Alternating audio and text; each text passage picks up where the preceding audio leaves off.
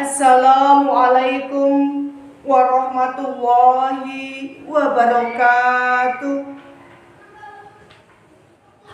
Alhamdulillahirabbil alamin.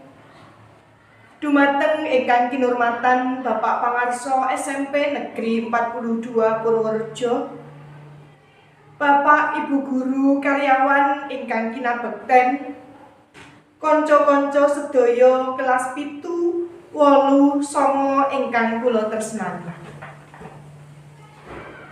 Monggo ngaturaken puji syukur dumateng Gusti Allah Subhanahu wa taala ingkang sampun paring kanugrahan satemah kula lan panjenengan sedaya saged kempal ing papan menika kanthi saras wilujeng boten manggih alangan setunggal menapa.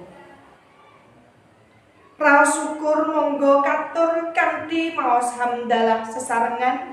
Alhamdulillahirabbil alamin. Sholawat salam tansah katur dumateng Nabi Agung Muhammad sallallahu alaihi wasallam ingkang kaantu-antu syafaatipun ing yaumil kiamah. Amin. Para rawuh ingkang minulya, kula minangka sesule saking kelas 9 ngaturaken agunging panuwun utaminipun katur Bapak Ibu guru karyawan SMP Negeri 42 Purworejo ingkang sampun paring kawruh nuntun tindak tanduk ingkang sae kanthi sabar lan tresna asih. Kula sakonco nyuwun pangapunten awet kathah klentu atur saha kirang subasita sadangunipun ngangsu kawruh. Nyuwun pangestu mugi-mugi saged nglajengaken sinau ing pawiyatan Injil, saged dados tiyang ingkang migunani tumrap sesami, bangsa lan negari, gegayuhan saged kasemedan. Amin.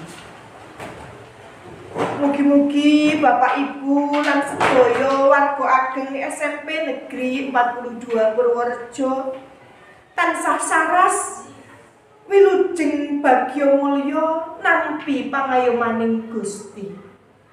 Adik-adik kelas 7, 8 gancar anggenipun sinau dados siswa ingkang wasis lan damel mangka.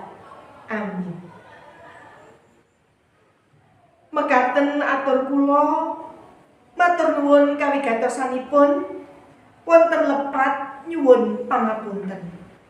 Wassalamualaikum warahmatullahi wabarakatuh.